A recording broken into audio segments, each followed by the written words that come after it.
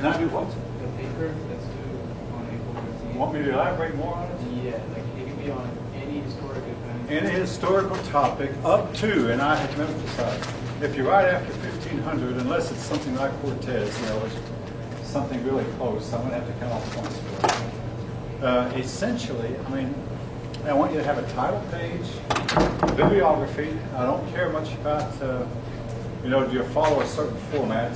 I was never trained in these formats that you use today. The title page, bibliography, double space type, put it on Turnitin. How many pages?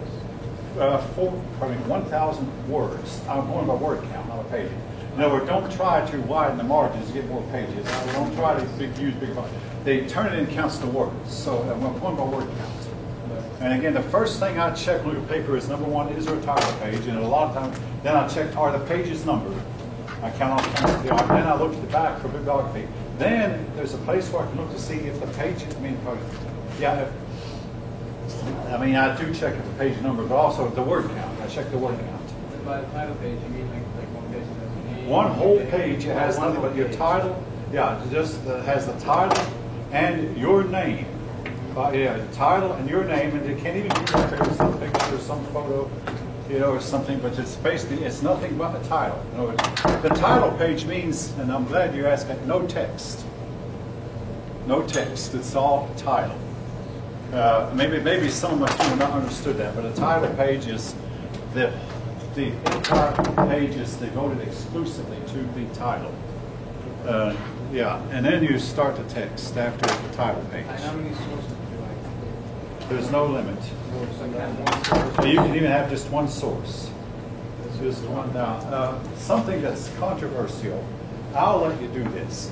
You can use Wikipedia as a source. Now, Wikipedia has greatly improved over the last few years, but still, generally, it's just not considered acceptable for scholarship. But for this level, freshman and sophomore level students, which I think most of you are. Now, later on, this campus is going to be getting junior and senior students because we're now part of Georgia State. But right now, you're freshmen and sophomore, as far as I know. And for this level, you can use Wikipedia. But now, what Turnitin will catch, if you do like copy, cut and paste from Wikipedia, they'll catch that in an instant. They'll catch that. What's your percentage on that? It's on the syllabus. I mean, anything below 30%, I don't care about. Now, when it gets up to 40 and 50%, we start, and then I have on the slide, I don't remember off the top of my head, but it's on the syllabus how much I count off if the plagiarism count is too high. So do you have a rubric for it on the website? I do not have a rubric, no. Yes. Were you going to say some examples of things that people have written about? It's not like specific I events. have two examples on iCollege. They are there, and I've been pointing them out throughout this course. You've missed some, but I've been pointing to us too. And I referred to particularly one of them about the United States Constitution being a failure. But I refer to that one because it's so ironic. This man came from a dysfunctional part of the world, and here he is criticizing the United States for how terrible the United States is. I mean, he came from, I'll say, he came from South Asia. Hopefully I won't give you more specific. Yes? So we could write about like Sumerians in general. Yeah. By the way, in his case, it was American history class, so he had the reason to write about American history. But he told about how terrible, and I had another student from that part of the world some years back talk about how terrible the United States government is. He asked me in a personal way, how can you defend? Well, how can he defend himself? He was from a dysfunctional part of the world also.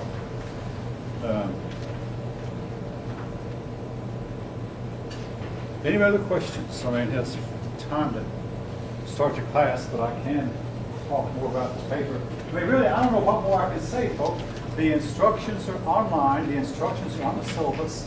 There are 2 samples on the syllabus, and the samples do not have the name of the pupil. I deleted that, but I did put how I grade. In other words, I've told where I count off points, and I don't count off points for opinions. If I count off points for opinions, that one kid would have made about a 10 or 15. I mean, there was nothing he said that I could agree with. You have a syllabus, correct? That's on the syllabus, yeah.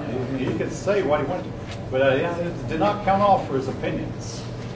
I mean, he said that in our country, we have senators who disagree with our president. Now, oh, isn't that just awful? Isn't it terrible? Anyway, The way they do it, though. maybe the way they do it can be raunchy, but Literally, some of the senators, like the person that Obama chose for to be the Supreme Court justice, Yeah. literally the senators were like, man, you should choose this guy. He chose him, and they were like, oh, we won't vote for him because he's a Democratic president. well, I'll tell you, as terrible as it sounds, I'm old enough to remember, about the time some of you were not yet born, the Democrats did the same thing to a man named Robert Bork.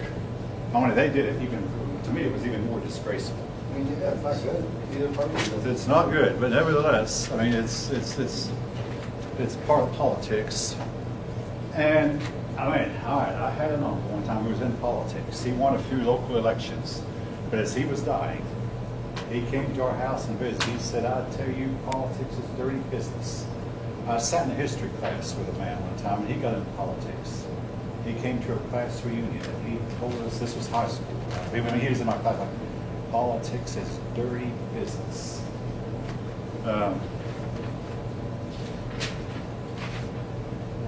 It is. It's just simply outright dirty. And persons who get into that, I said this when I was in high school. My classmates did not agree with it. Wound up, my teacher did, the civics teacher. Persons who will go into politics have an ego problem, have something seriously wrong with their minds, because only a few people get up and say, I am better than my opponent, and furthermore, my opponent is no good. Vote for me because I am so wonderful and so good, and hire somebody to tell you how honest you are and how upright you are. A person who would do that does, in fact, have some. Now, having said that about the politicians, they've done their fair share in helping make the country what it is. There can be altruism in politics. Yeah. But a lot of time they have an ego problem, which leads them to seek that kind of job anyway. And again, I'm not the only person who said that. A lot of psychiatrists said the same thing. Yes? Yeah, they say they have sociopathic tendencies. Psychology, politics. I'm not going to argue the point. I mean, in fact, you're affirming what I have just been saying. Right. They have sometimes, and one of the worst examples in modern times was Richard Nixon. But I mean, basically, I have a history book at the house I taught from a few years back in another school. It said what Richard Nixon did was what all the Cold War presidents up to his time had done. Only they made an example out of him. But Truman, Eisenhower, Kennedy, and Johnson had all done everything he did except maybe worse. This you can prove. They have some kind of a problem where they would not get into this. All right, anybody else? In papers, I will be looking for them Thursday morning. Now, folks, if you don't get them done till midnight, I don't care. I don't know when I'll get up Thursday morning, but when I get up, I'll at some point fire my computer, and the ones that are there, I'll give 6 extra points to. Again, even if it was done after midnight. So don't think that, oh, he said no, I didn't. I'm not going to stay up till midnight. This is what I'm telling you. So I'll look Thursday morning for a paper. Same thing the following week. All right. Now, back to the lesson. China's dynasties. Now, again, Chinese, their history revolves around their dynasties. I'm not worried about the dates for these dynasties, except that this one was approximately 1200, and this one was approximately the 1100s, the 1000s. So the Han Dynasty fell around the year 200 CE, and after that, China went into a period of chaos. Now, persons who have studied history have written parallel histories, and they say there's interesting parallels between Chinese history, European history, and Indian history. In all three cases, they all had a bright civilization which declined when uncivilized people came in and brought their civilization down. They went through periods of turmoil and disunity. India less so than China, because India was farther south. I think, folks, a lot of it was caused by global cooling, which would not have affected India as much. Now, I say that tongue-in-cheek because in 1680, thereabouts, the climate cooled, the world had what's called a little ice age, and at least 2 million people in India died. So India has been hit by climate change in the past of a bad sort, cooling. But anyway, India, China, and Europe all went through a period of chaos. This is the one and only time in China's history when they were not united, and they remained disunited for hundreds of years. Eventually, the Sui dynasty, and again, if I'm mispronouncing the name, if any of you knows the correct pronunciation, your book gives it. If I'm mispronouncing it, you're welcome to correct me. The Sui dynasty only lasted a few generations, but it is credited with reuniting China. Main thing about them, they reunited. Now, the big glorious era of Chinese history is this era called the Tang Dynasty. The Tang Dynasty, among other things, they engaged in a program of conquest. They partially conquered Korea, Vietnam, and Tibet. They were militarily strong. They did not even attempt to conquer Mongolia. Mongolia was too disorganized and too chaotic to try to conquer. I mean, that wound up maybe being a mistake because Mongolia wound up conquering them. But they were a strong dynasty, and the Chinese to this day will look back on the glorious time of this dynasty. As was the case through all dynasties, they eventually came up with a ruler who could not hold on to power. And a new dynasty, the Song, took over. Now, to me, the Song is a real enigma. I believe that's pronounced Soon. If any of you know, you're welcome. Soon. Okay, thank you. Yeah. It's spelled like our English word Song. I mean, that's what it's pronounced Soon. All right, the Soon dynasty took over. I call them a socialistic dynasty. All right, folks. They patronized the arts. Under them, music made big advances. They patronized inventions. They made a few inventions. And they helped the poor. Now, you can disagree if you want to, but I got something I'm trying to say throughout the semester. It is not the government's place to help the poor. Anyone want to disagree? Yeah, of course I do. So the IMF has done many studies to prove that giving to the bottom 20%, quote-unquote, poor people, is better for economies than giving to rich. I mean, you can even look, like rich people spend 5 to 10% of their income. I know I spend almost 100% of my income, and so do most poor people. Yeah, like the bottom 30% spend 100 to 110% of income. So how is helping out poor people wrong? Helping the poor is a job for each of us as individuals. One of my sisters fell in poverty one time. My wife and I gave them some money. Some of other members of the family gave her some money. Helping the poor is a job for individuals, and it's a virtue. For the state, it winds up, in the case of the Song, it winds up crashing the state down to the ground. All right. Yes, go ahead. Well, I mean, with like welfare, us having like, our taxes go towards giving to the bottom 20%, isn't that the same thing as individually giving, but just on like more of a mandated level that we don't even really, it's such a small amount that goes to welfare that It helps so much. That helps so much that it's not even really thought of as like, oh my God, it's like the tax cuts to corporations are 10 times bigger, but we still, Plus, the people who made welfare, they saw people starve for that. So if we want to go back to that, where there's people like, sure, you have your sister. What about those families or people that do not have outside assistance, where they need government aid, or else they starve? I mean, like. I'm going to stay with my point. I'm not going to get in an argument. Go ahead. I mean, I guess the point is it the government's place to do that? Because in the end, the government is going to be more inefficient than a private organization. And you could take that money and give it to a private organization. And that way, your money's not only doing more, it's doing it locally or wherever you feel it needs the most. Maybe a personal issue, you someone that's homeless, you want to get into this homeless shelter, something like that. that it would just be like more guess, beneficial. I guess the thing is, will people Yeah. give? Well, it's like, why would you give Here's someone the that thing, you about what don't know? government handouts do is create a class of people who see that, hey, I don't have to work, so I'm not going to. And they become, That's all. Yes. The best thing to do is to just create government to create policies that lessen the amount of poor people and how poor those poor people are. And the need for assistance, I mean, that has never been a primary responsibility of any state to help the poor.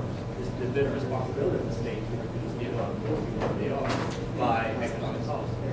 I like that. I like what you're saying. Again, what we don't want to do is create a caste of people who just simply live on government handouts. Instead, I mean, if poverty is something that you go through temporarily, I mean, where you have a temporary situation where you're poor, but then you come out of it, that's one thing. But where you stay poor, like the Romans did, okay?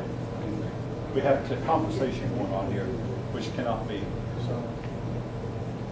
In other words, we don't want to have, like the Romans had, a caste of people who go generation after generation living off the state, being given bread and circuses by the government, and they can't find work, and number one, they have no talents, no skills, and after a while they bring the state. But that's what we don't want. Now, temporary help, and again, this is where private charities can do more good than government handouts. The government handout, right?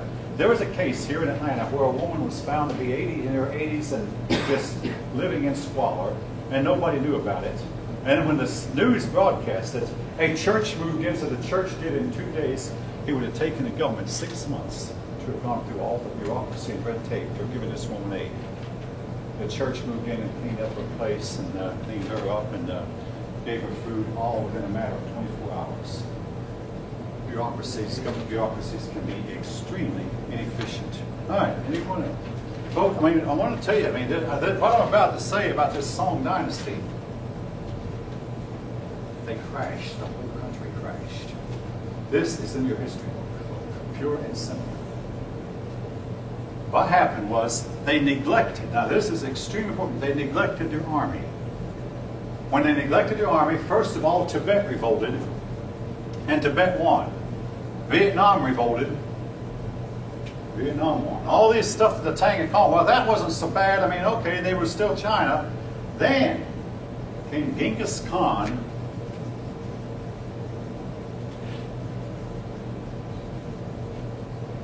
Genghis Khan came in and partially conquered them. His sons and grandson finished the job. And China then was ruled by a foreign dynasty, the Mongolians. It's a classic case where the civilized met the uncivilized, and the uncivilized won.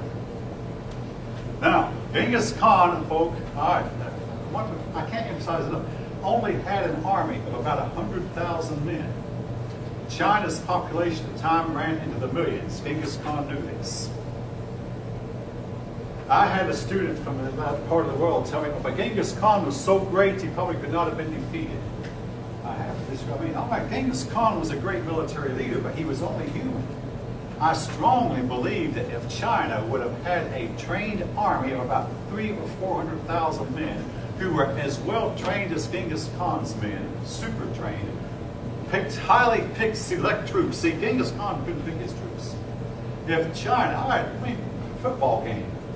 If you have a high school that has 1,500 students playing against a high school that has 200 students, I mean, not anymore, the state doesn't allow that. No state allows it. But you have a high school with 1,500 students playing against a school with 200 students in a football game, which side's going to win? Almost every time. With almost no exception. Anybody know who's going to win?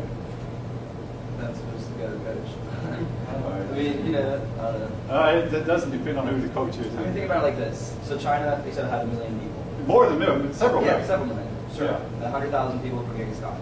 If somebody attacks, you know, the Mongols Yeah. attack China, there's no way for China to know and to send, you know, a message to his troops. Actually, they did know. Because there's And so- what they there's so did, big. instead of fighting, the general committed, the army committed suicide. The emperor fled. The whole place just went to pieces, owing to the fact that their young men had not been trained to fight. They did know that the Mongolians were there. I mean, here's how Genghis Khan got in. He went to the wall, and he terrified the Chinese. So the Chinese began to mount their defenses, what they had on the wall. And Genghis Khan marched up and down the wall, and watching the wall. So and after a while, the Chinese began, he's not going to. Then Genghis Khan noticed, hey, this little gate doesn't have very many men in it. So he had his men ram the gate and break through the gate. And once through the gate, he was inside. And at that point, the Chinese just began, instead of standing and fighting like men, again, the general, this is in the records, the general committed suicide, drank poison. Their emperor fled. And folk, if you're in a military situation, this happened many a time in history, when your leader flees, what happens to the men? I mean, I can name, for instance, in our own country, General Gates met a British army small in his, but General Gates got spooked and fled. And guess what? The Americans lost that day. When the commanding officer fled, his entire army fled with him. My dad once said that when you see your commanding officer run pell-mell from the field, even the bravest of men lose heart. King Edward II was fighting the Scots. He had twice the number of men the Scots did. But up on the horizon came these men dressed like Ku Klux Klansmen. We now know they were Templars. King Edward II got spooked. He ran, and when he ran, his entire army ran with him. And he had to sign a treaty giving Scotland its independence. This is in the records, folks. Edward II going against the Scots. They simply, basically, the nation of China fell apart. I mean, all right, this is in the records. I mean, okay, I'd rather teach this class than I want to talk this. I mean, at 1 o'clock, because they sat there and didn't say a word. All right, anybody? The floor is open. I feel like you're trying to make a correlation between China and like America and the concept. Believe me, I am guilty as charged, extremely strongly guilty. I'm trying to make the correlation, folk. I am much afraid that this country is going to face a war with people whom we might call uncivilized, and what's more, we can easily lose. And we're doing everything that civilized people have done that have caused civilized people to be conquered by their uncivilized neighbors. We are doing it. I am definitely guilty as charged. See, that word uncivilized and civilized, it refers differently in different countries. For us, That's like true. Civilized for us can be referred to someone else uncivilized. Yeah, well, Iraq. Yeah. What we do here is uncivilized to them. well, that's a relative to, all right. Or the neighborhood. Or is there any kind of thing called an absolute standard? Yes. That's someone who's actually been to war. I can totally see what you're saying, because when we were in Iraq, it was really hard to fight them because of how we fight. We had the best gear, best equipment, I know. everything, but our hands were tied. For example, I wasn't authorized to tell my boys to shoot unless we got shot at because of the politics involved.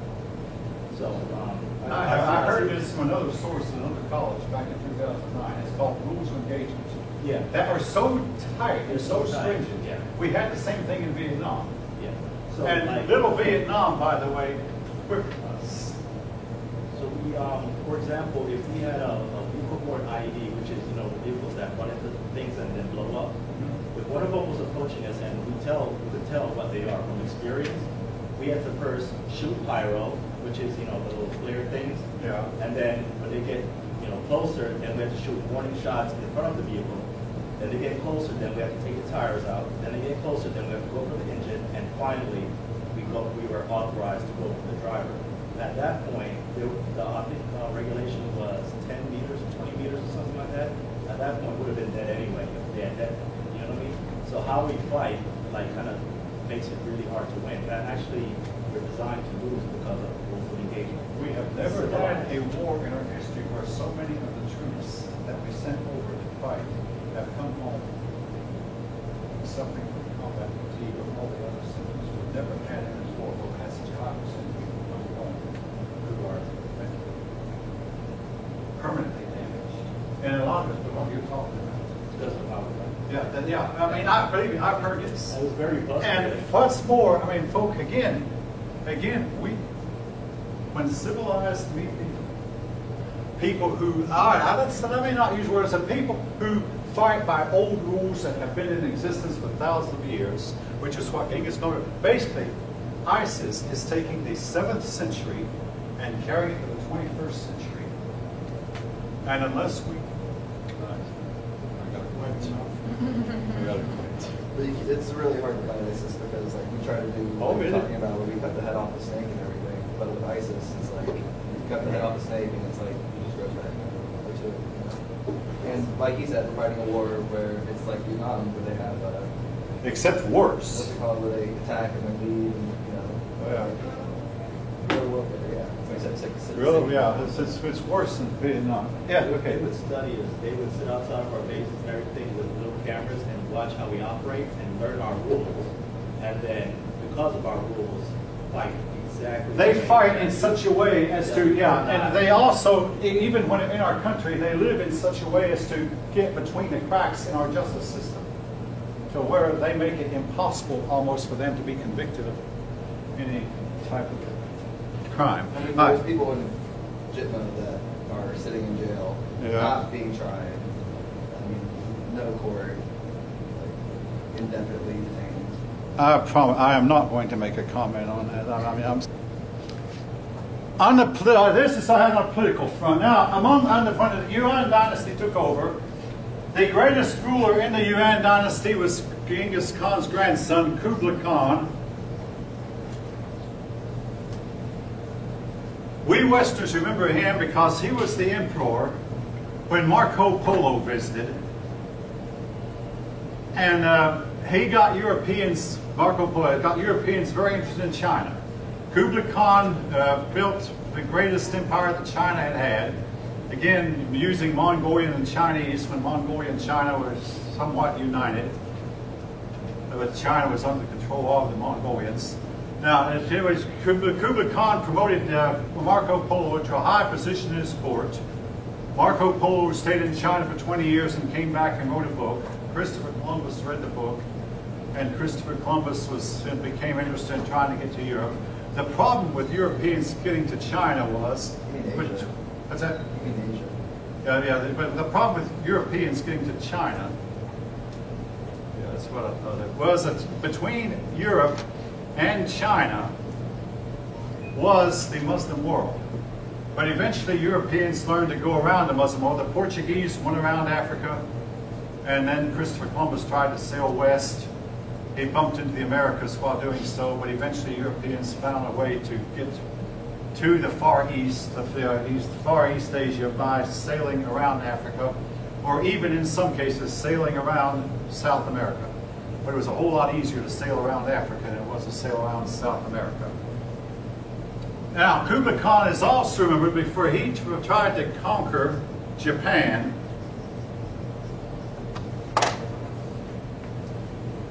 When he sent a fleet to Japan. When he sent a fleet to Japan, a very strong gale came up, or a very strong wind that destroyed Kublai Khan's fleet. The waves toppled his ships or dashed them over against the rocks. This wind is called the divine wind or the kamikaze. We run into this term again later. Anybody recall? Kamikaze? What's that? Kamikaze or? Kamikaze. I may have misspoke. When do we run into it later? After Pearl Harbor. We are close. World War II. When the Japanese were desperate for a victory, when they were losing battle after battle late in the war, they loaded some of their airplanes with explosives and tried to ram American ships with their explosive planes. It didn't work very well for two reasons. We later learned, it was too late, that those planes were hard to steer once they were loaded.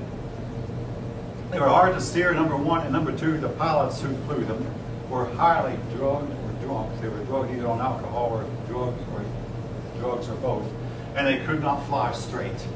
So most of the planes fell harmless in the water, but the Americans were first aircraft. They'd see these planes coming at them, and any other aircraft would have turned and run when they were being shot at. Instead, these pilots just kept right on coming in. Even when they saw their buddy planes being blown to bits, they would keep on coming. But most of them landed harmlessly, they crashed harmlessly into the water. and sunk, and Apollo sunk with them, having done no significant damage. But anyway, this was called the kamikaze. The Japanese named it after a great moment in their history when it seemed like their gods had rectified them or spoken for them and sent Kublai Khan's fleet to the bottom. The kamikaze was a war tactic or what? It was a war tactic used in World War II. But in this case, so it was, for our purposes, it refers to a big windstorm that came up that destroyed Kublai Khan's fleet. So as far as this test is... As far as this test, we're going to be only talking about the divine wind that came and destroyed Kublai Khan's fleet. His fleet of what? Ships? Yeah, his ships. His ships.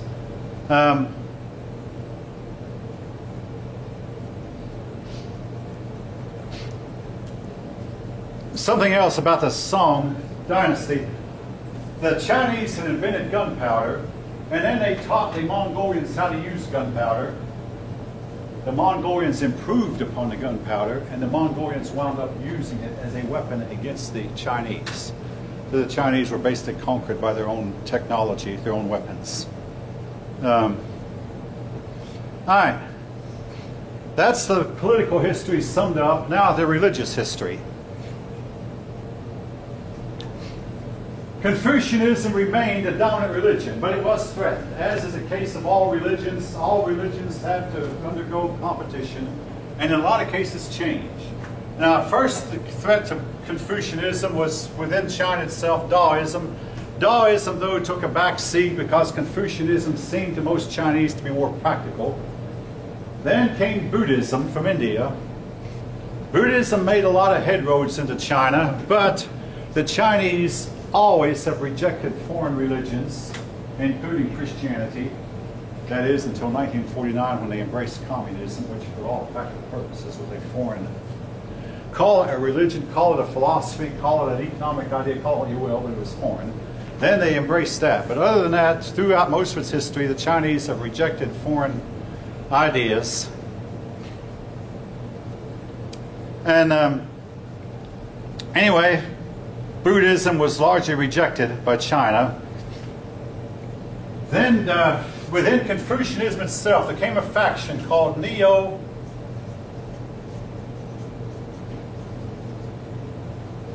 Supposedly Neo-Confucianism would bring Confucianism up to date, answer some of the questions that Confucius had not properly answered. And if you look into detail about Neo-Confucianism, you'll find that 2 or 3 at least of its main adherents, the persons who got it started, were all executed for being religious infidels. And not much sooner had they been executed, and all of a sudden they were elevated to a pedestal and made into, practically into divinities. The Chinese have done that to more than one. The most famous of their Neo-Confucian philosophers was Yang Wangming.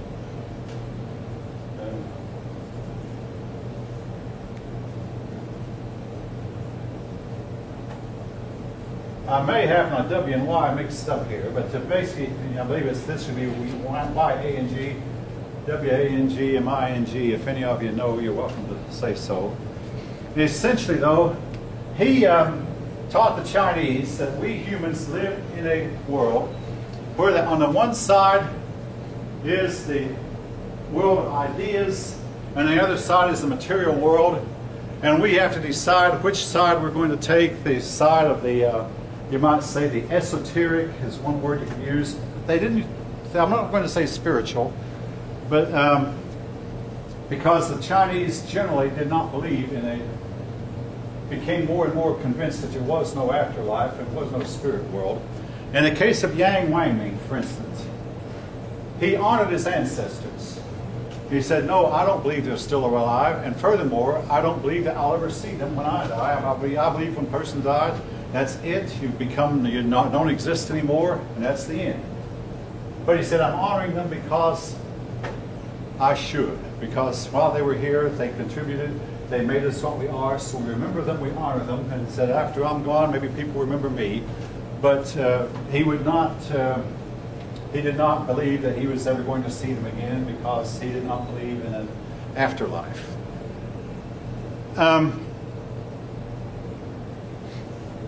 But he was executed as a martyr, and not very shortly after he was executed, he was elevated to the status of a great philosopher.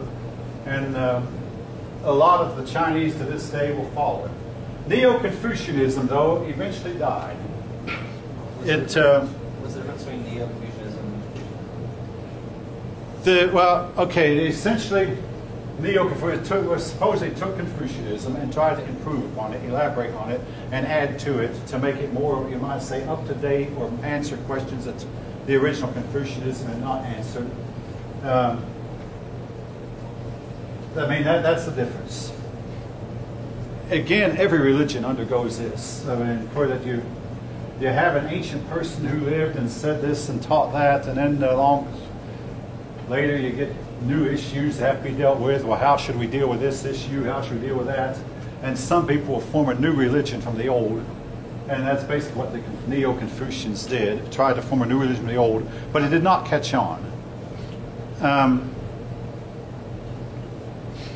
Now, your book spends a lot of time talking about the civil service examination. The purpose of the civil service exams was to see to it that only qualified persons got the government positions. In other words, if your father was a government official and you were his oldest son, unless you could prove that you were capable of making a high test score, you would not be given your father's government position when he died. Now, again, I had a student ask me, how do you know that a high test score will guarantee that you'll make a good government official?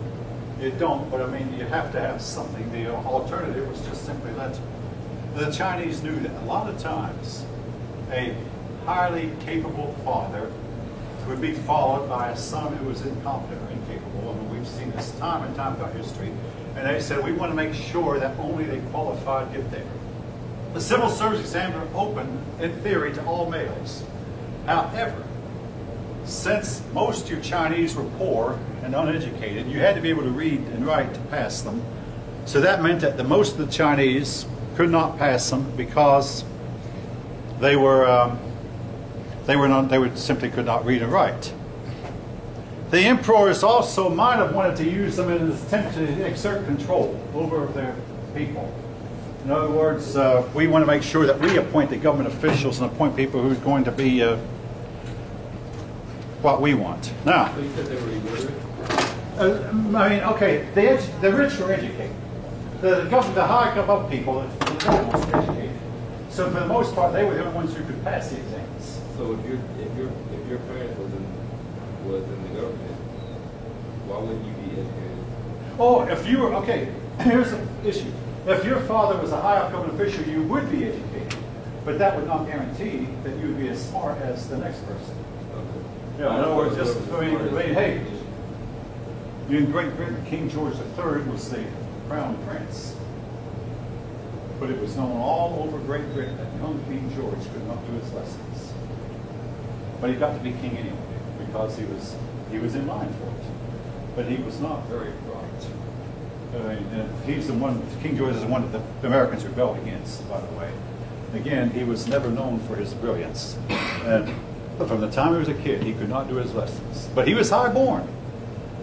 He had private tutors, and the private tutors couldn't help him much. He was simply, with all respect, he was a slow learner. Anyway, now, here's something else about the exams. Your book says that it's known that there was sometimes cheating on the exams. The poor had no chance of passing it. Now, also, the exams were slanted towards Confucius to guarantee that only Confucians got in. Now, it's been 10 years ago. I'm going to repeat what I said then. I'm going to repeat it now. When I said this, one of my pupils sitting in the back room, and I eventually figured out who it was, went up to the department head and reported it. Now, our present department head has told us we can say what we want to. Here's what I said. Today's testing, and I'm talking specifically about the graduate record exam and the national teachers exam, two tests that advanced students who are about to graduate college might take. That NTE, a graduate record, they need a GRE into graduate school. Those tests are slanted towards towards socialism, towards communism, towards liberalism. If I'm wrong, your book will tell me. They're slanted strongly to the left. We are doing the same thing the Chinese did. The Chinese, and this is in your book now, the Chinese slanted their test towards Confucius.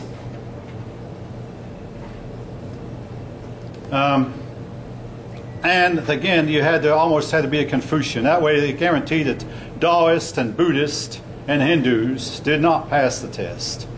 Also, your book says only the men were allowed to take. Now, the one exception in Vietnam, the Vietnamese, which we'll talk about next period, the Vietnamese allowed their women to take the exams. But in China, only the men could take them. Now, European nations did not have a civil service exam until the 1800s.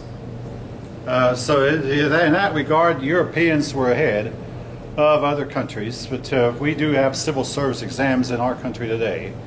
But they don't mean as much as we once did. We have other ways of deciding who gets to government jobs and who doesn't. All right. China was primarily an agricultural society and has remained that way. During the time of the Tang Dynasty, there was considerable economic growth. And well, something I did not mention earlier. During the Tang Dynasty? During the Tang Dynasty? The Tang Dynasty had some economic growth. Yes, they became prosperous, as well as being a dynasty that was energetic and conquering.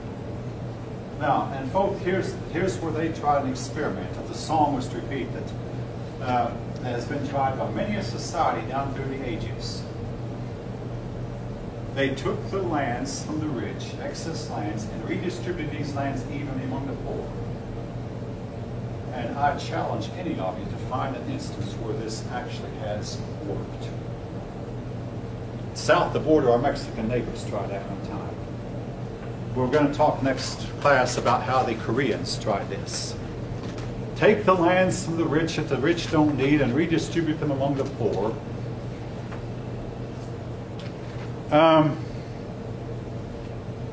In short order, the poor people who have gotten the lands will lose them and the rich will get them all back again, among other things. It basically greatly upsets the economy. It wound up, most Chinese families were reduced either to serfdom or slavery, outright slavery. Serfdom is where you can at least farm for somebody else, but you don't own the land you're farming on, but at least you're semi-free. But you'll never be independent because you're bound. And a slave is where you're actually outright owned. And of course, then again, this is in your book. The Chinese were mostly reduced to serfdom and slavery.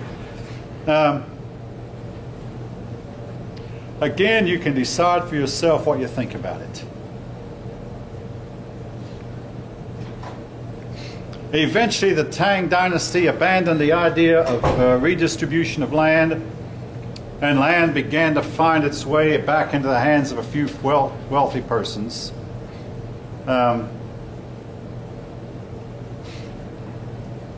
China went through a period of time where they became more and more urban, and again, if you're going to have a society where you have things like locomotives and airplanes and automobiles, you have to have a lot of people living in close proximity. You have to become urban. You have to have trade, you have to have industry. These things went on in China. The Chinese invented steel, they began to process cotton, gunpowder was invented. They did a lot of trade with the Mediterranean world over the Silk Road.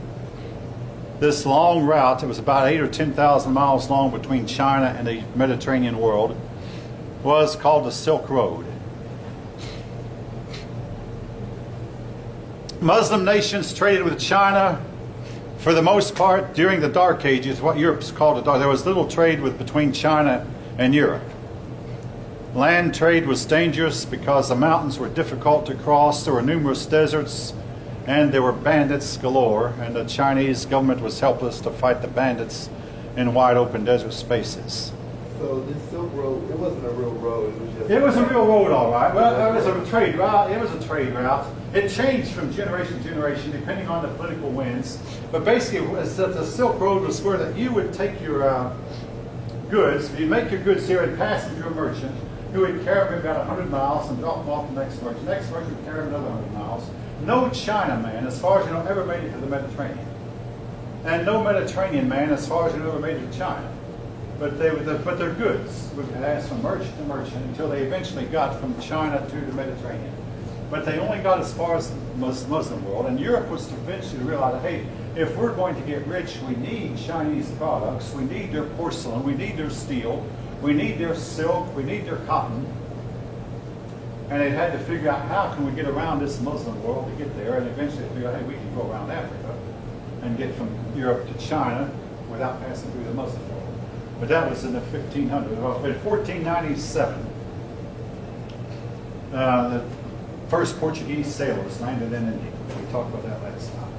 And then from there, Europeans were to go into the Far East in droves. Now,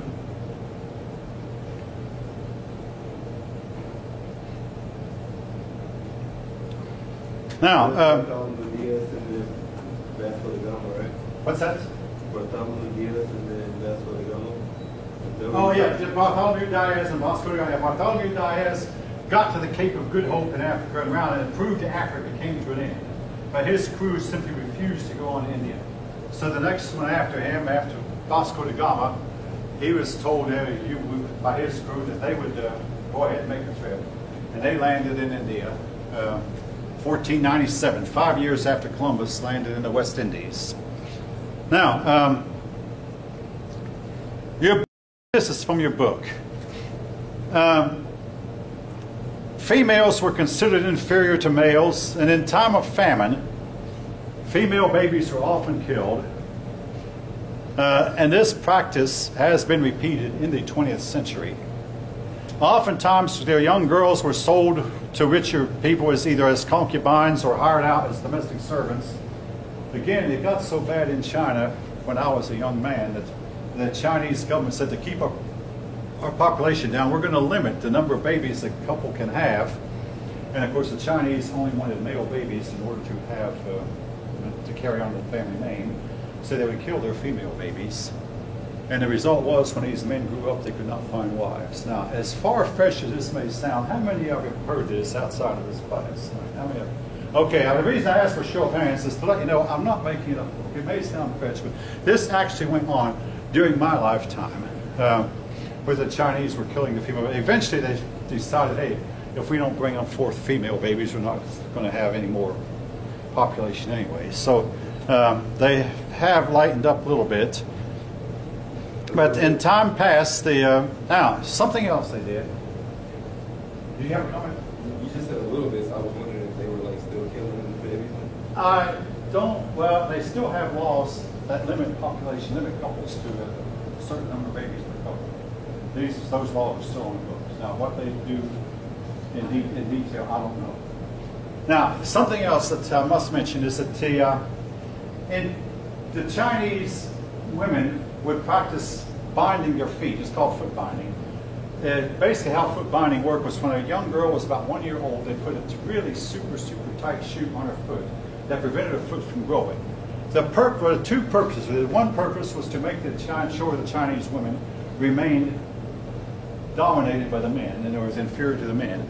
The other purpose was supposedly to make the Chinese women more attractive to men. Now, folks, I don't want to elaborate on this, but they would change the shape of their legs to make them more attractive during the sex act. And I had a young American student say, I don't find crippled women attractive. I said, no, but you don't live in China. You didn't live in China during this period either, when the Chinese men and women alike just expected the women to have their shape of their legs changed by foot binding. Now, your authors will say that when they went to China in the 1980s, they still saw some women who had their feet bind. This practice was outlawed by the communist government when the communists took over in 1949.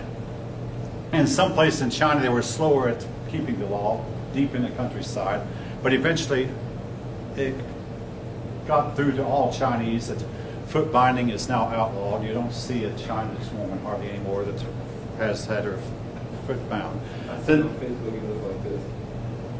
Yeah. All Oh, yes, yeah. We anymore might consider the practice barbaric. I will say this, the nearest thing in the West we've had to it is where the American women, Western women, will wear high-heeled shoes. And I once asked my mother, why do you women wear high-heeled shoes? She said, oh, it's to make our ankles more slender and make the women more attractive to the men.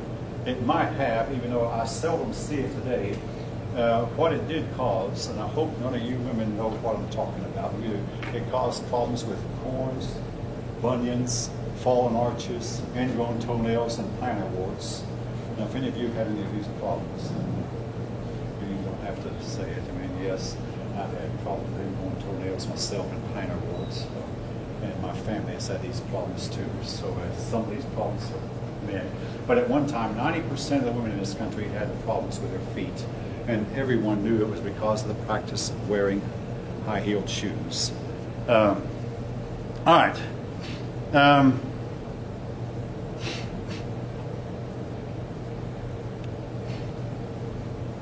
Genghis Khan, I've already mentioned, he was the son of an impoverished nobleman, and when he was 10 years old, his father was poisoned. All the men in the tribe left, so all he had to lead around was a few older women who did not desert. But he led them around. He grew up. He was imprisoned by a powerful tribe for a while, but eventually got loose. You can read detailed accounts of his life. I first read about Genghis Khan when I was 11 years old. I checked out a book from the school library. And then when I was in graduate school, I thought, I'll read this again. I took it to my boss, and my boss, oh, that's a famous classic. Well, it did. Genghis Khan was the title, Genghis Khan and the Mongol Horde. And it told in detail how Genghis Khan had done something that hadn't been done in generations, and actually, at least in memory. He united all the Mongolians. Basically, how he did it, he persuaded a tribe or two to be on his side.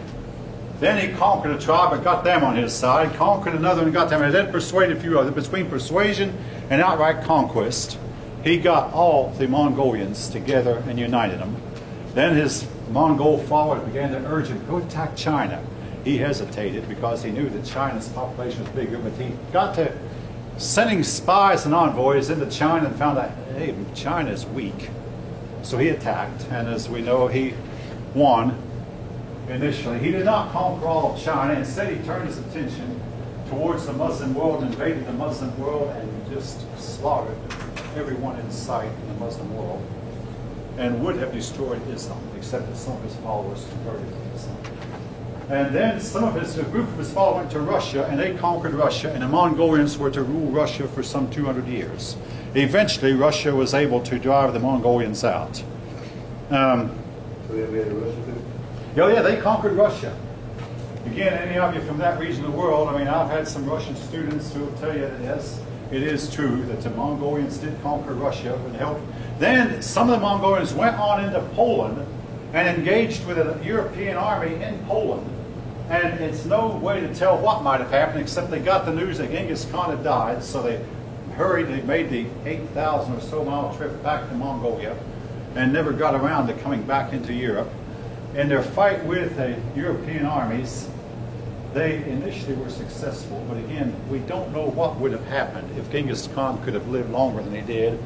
We don't know what would have happened if the next ruler after would have held the whole empire together and would have come on into Europe. The fact is, Genghis Khan, when he had China and Mongolia and the Muslim world, he had a much, much bigger empire than anything Europe could have gotten together. And folk, it's just, I mean, what could he have done if he could have lived longer, or if he could have just give his empire to one of his most capable sons who could have held together, and that son passed on to one son. If the Mongolian Empire could have stayed together. So he just died in natural causes? When he died, as was the case of Attila Hun, these men had a habit of not determining who's going to take my place when I'm gone. They acted like they were going to live forever, and when they died, their sons would oftentimes start fighting over it. Then instead of fighting, sometimes it was just divided up. Right here, you take this little brother, you take this big brother, and you take this, and divide it up. And then each of them could go to take the part of the empire that they got from their father, and the empire would never stay together. Is that what happened? That's what happened to Genghis Khan, now to Genghis Khan's empire. And the same thing happened to Attila Hun. The sons divided it up. And Kublai Khan got China, but unfortunately Kublai Khan's empire did not include all the territory that his grandfather's empire had. And Tamerlane got part of India. You know, basically hit Genghis Khan's empire. Now, if you do DNA studies, you will hear Genghis Khan lived about 1,000 years ago, that there are some 500 million people in the world that are carrying Genghis Khan's DNA. Apparently his descendants were very prolific.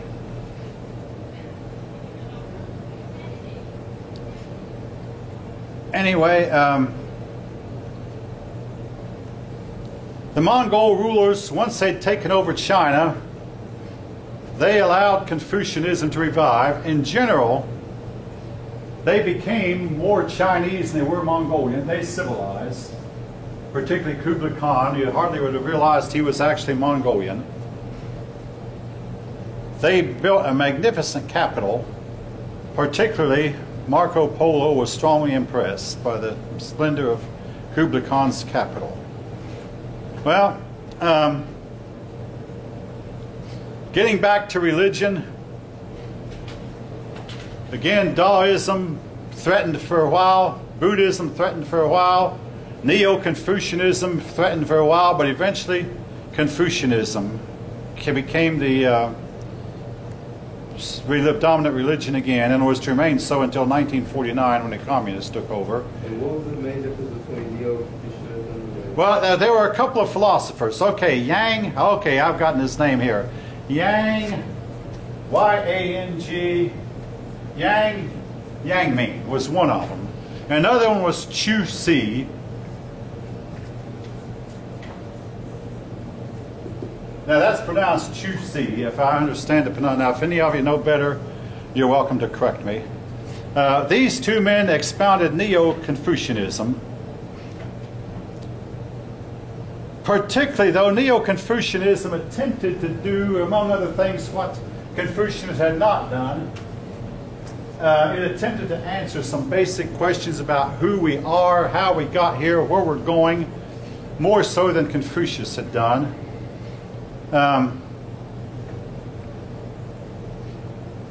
Chu Si, for instance, believed that you had to transcend this material world by investigation. That the more you investigate a thing, the more you learn. And folks, I can't say enough about how important learning is. Investigating, all that is great and wonderful.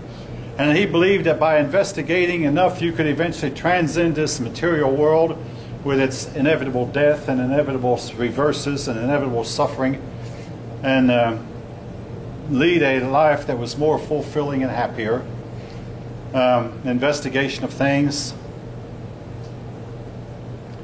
But Yang Wangming, among other things, he said, no, we don't investigate things to the true way to happiness is to understand self. So each of these men had followers that debated which should we do, understand things or understand ourselves, get in our own mind. And a lot of this reminds us of some of the Greek philosophers.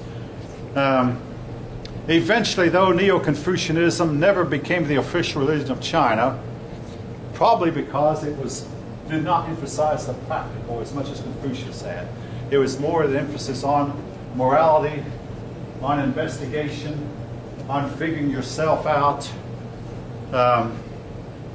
and less on the practical, everyday principles of everyday living. Now, here comes the big issue, and I'll have to close with this. China. Why did China not develop the technology that Europe did? If you could visit the world in the year 1200 and 1300, you would find, I can say this, being of European descent, you would find that the Europeans would appear to you to be dirty, unkempt, uneducated barbarians heading nowhere. And I'm saying this being of European descent. The Chinese, on the other hand, they seemed to be advanced. They had, they had the wheelbarrow, they had the printing press, they had gunpowder, they had the rudder for their ships, they had large wooden sailing vessels, 400 feet long. They were spreading out, going into Africa, and yes, some of them went to California. We now know that to be a fact. Several years before Columbus did. Who did? The Chinese went to California. Now, of course, if you look on a map, we don't have a good map here. You'll find it's 10,000 miles from China to California, and for Europeans, it had to cross 4,000 miles of ocean to get from Europe to the Americas. But the Chinese got there first. But they quit. They had banking.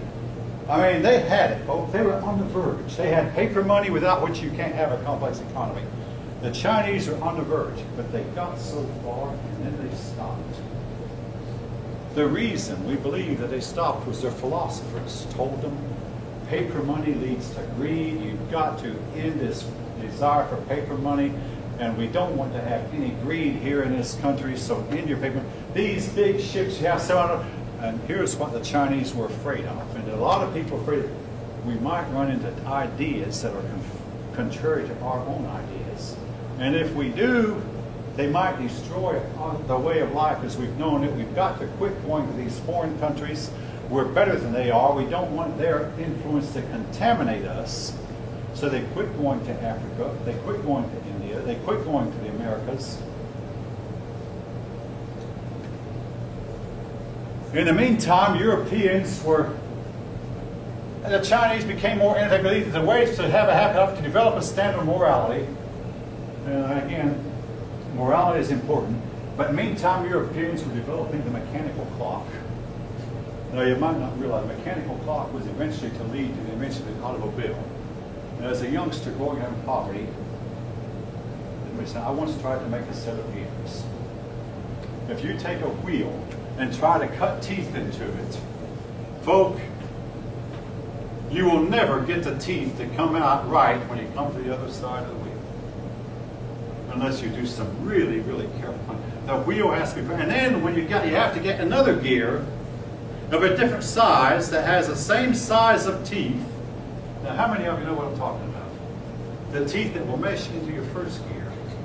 And every one of the teeth has to be the same size. Now, if you think that's easy, it is not. And the ratio for the gears make it kind of have to be 60 to 1, because the second hand would go at 60 times the pace of the minute hand. And then the minute hand would go at like 60 times the pace of the hour hand. The hour hand would rotate around the whole clock once every 12 hours. Europeans did it. The Chinese are not interested. Ultimately, in the long run, it was destined to be the Europeans who invented the airplane, the automobile, the light bulb, the telephone, the telegraph, and eventually the computer, the wireless cell phone, the microchip, the microprocessor. Remember when I was 9 years old, sitting in a class, and the lesson was on inventors, and we talked about George Washington Carver, Thomas Edison, the Wright brothers, Eli Whitney. And then the teacher, are there any inventions being made today? Well, you asked a class of 9-year-old, I hadn't seen any inventions. Well, they said, yeah, there are. We have brighter colored clothing than we once had, and our automobiles are getting better. Yes, but in my lifetime since then, I've seen a couple of big inventions that we did not have then. Number one is the microprocessor. Basically, that's the main one. The microprocessor has led to the invention of the GPS, the computer, the cell phone, the big invention, the integrated circuit, the microprocessor. And that pretty much explains almost everything that we have made since. The Game Boy toys for little boys and girls, all because of the microchip, the microprocessor.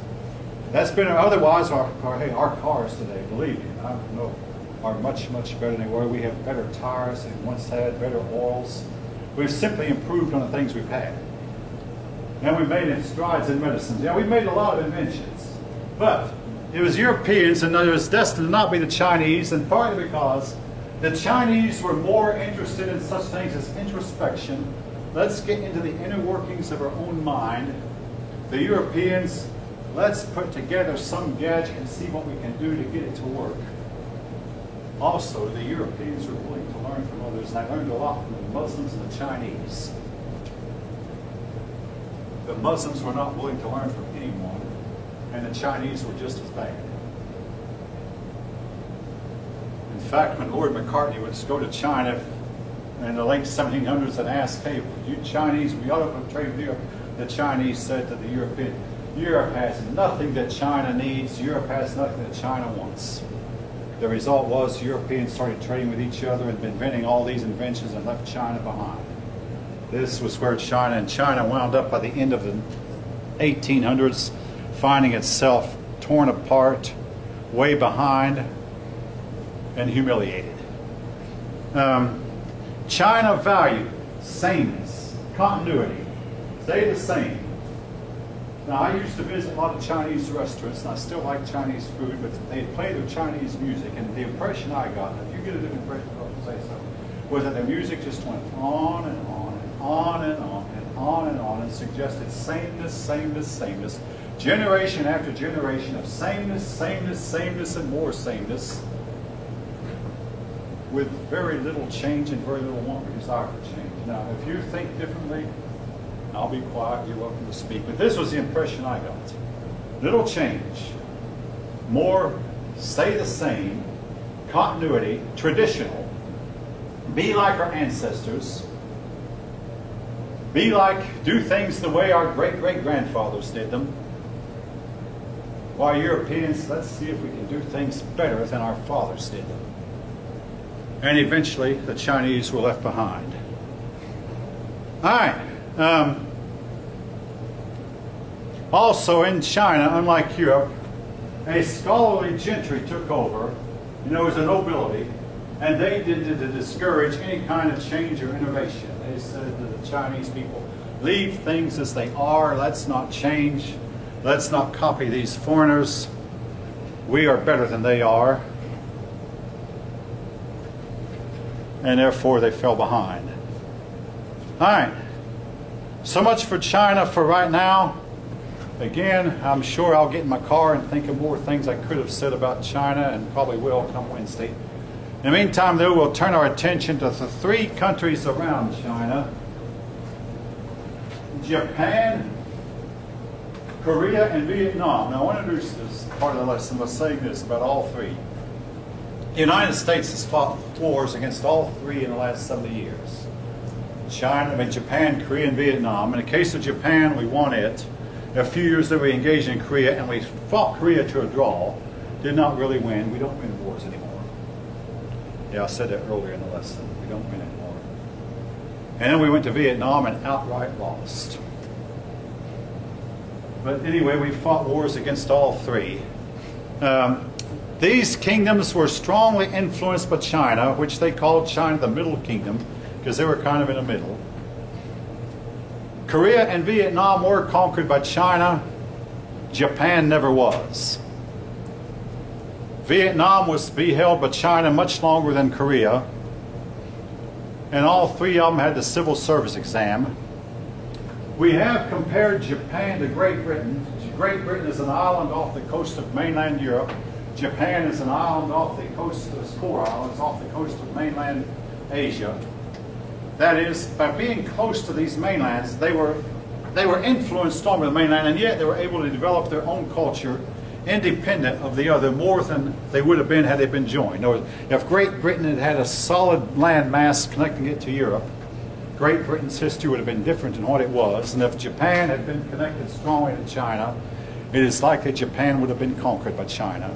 As it was, the isolation by water kept these places somewhat isolated from the mainland, where they were influenced, but were yet more independent of the mainland than they otherwise would have been. All right, with that, I'll close.